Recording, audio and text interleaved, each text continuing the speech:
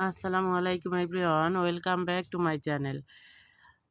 আমি আমাদের বাড়িতে গিয়ে একটি বিয়ের দাওয়াতে অ্যাটেন্ড করেছিলাম। সেখানের কিছু ফুটেজ আপনাদের সাথে শেয়ার করছি। দেখুন, এখনও বিয়েবাড়িতে কত সুন্দর করে উম সবাইকে আপ্যায়ন করা হয়।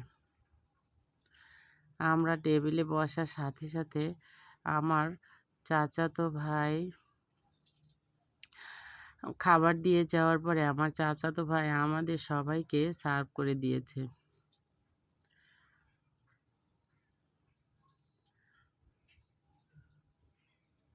এখানে আমরা, আমার চাচি, আমার আম্মা, আমি, চাচাতো বোন, চাচাতো ভাই সবাই মিলে বসেছিলাম। খাওয়া-দাওয়ার অনুষ্ঠানে অনেক সময় অনেক কিছু হয়ে থাকে, কিন্তু আমাদের এখানে কিছুই হয়নি।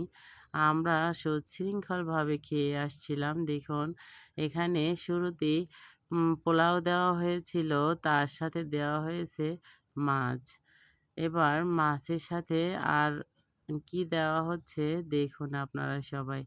খাবারের রান্নাটা খুবই টেস্টি হয়েছিল।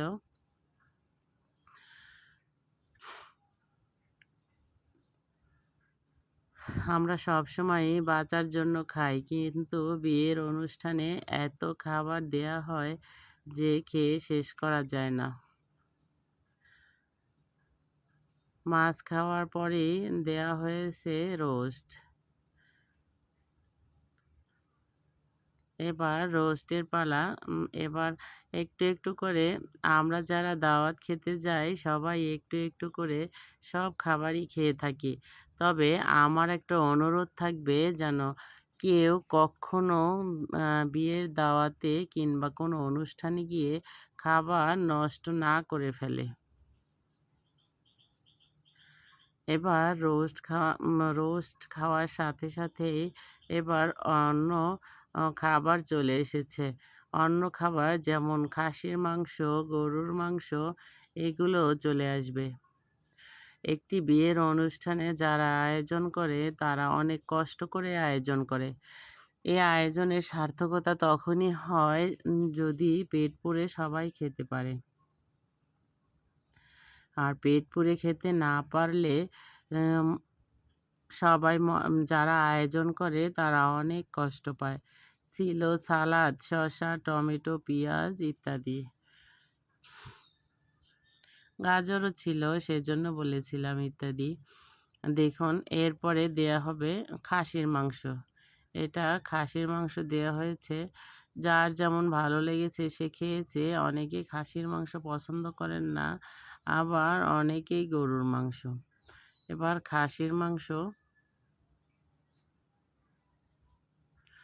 খাসির মাংসটা অনেক শক্ত ছিল, তাই অনেকেই খেতে পারেননি, আবার অনেকেই মজা করে খেয়েছেন। যাই হোক, যাদের অনুষ্ঠান বাড়ি ছিল তারা অনেক আদর আপ্যায়ন করেছিল উম খাওয়ার জন্য। কিন্তু আমি চাই না কোনো খাবার নিয়ে নষ্ট করে ফেলতে।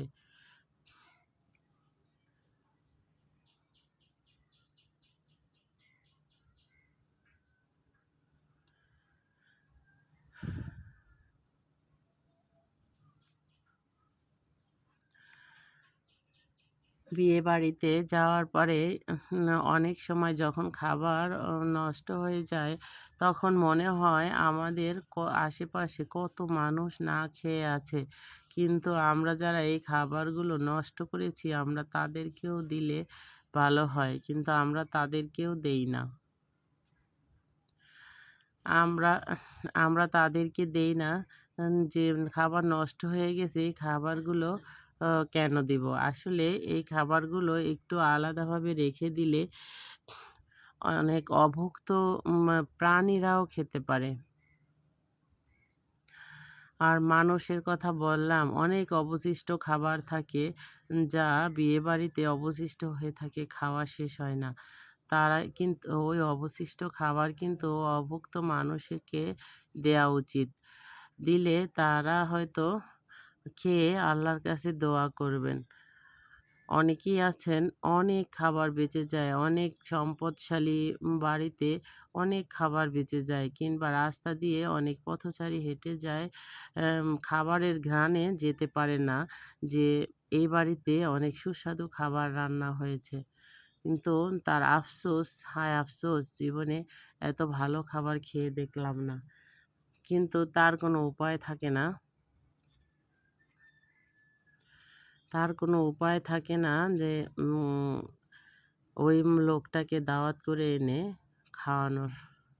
তবে আমাদের উচিত আমাদের বাড়ির আশেপাশে যারা অভুক্ত থাকে একটু ভালো খাবার হলে তাদেরকে দেয়া। দেখুন, আমাদের আশেপাশে অনেক বিত্তবানরা আছে যারা উম মাসে অনেক টাকা খরচ করে। আবার আমাদের আশেপাশে এমন লোকও আছেন যারা খরচ করা তো দূরের কথা, তাদের পেটের খাবার জোগাড় করাই অনেক কষ্টসাধ্য হয়ে যায়। আর এজন্যই এত খাবার নষ্ট করা উচিত না। আসলে খাবার নষ্ট করা সবচেয়ে অন্যায় আমি মনে করি। আর যারা খাবার নষ্ট করে তারা হয়তো বোঝে না অভুক্ত থাকার কষ্টটা কী, না খেয়ে থাকলে একটা মানুষের কেমন লাগে। আমাদের আশেপাশে অনেক মানুষই না খেয়ে থাকে। বৃদ্ধ, শিশু, অনেক পরিবার যারা বলতে পারে না যে আমি না খেয়ে আছি। আমাদের আশেপাশে চিরচেনা মুখগুলোই অনেক সময় না খেয়ে থাকে।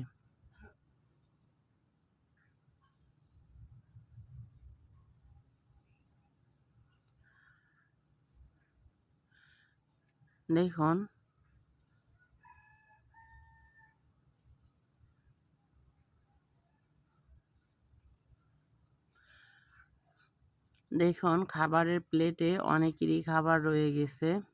খাওয়া শেষ করতে পারিনি। এই খাবারগুলো কী হবে? খাবারগুলো ফেলে দেয়া হবে। আমরা আশা করব যেন খাবারগুলো ফেলে দেওয়া না হয়।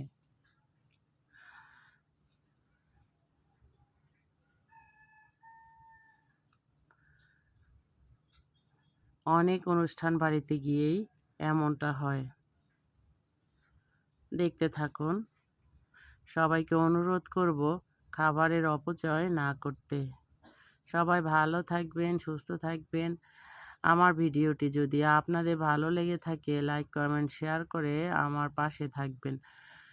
একটি লাইক, কমেন্ট, শেয়ার করলে আপনাদের এমন কোনো ক্ষতি হবে না কিংবা টাকা পয়সা লাগবে না। আপনাদের একটু লাইক, কমেন্ট, শেয়ার করলে ভিডিও করার উৎসাহ বাড়ে।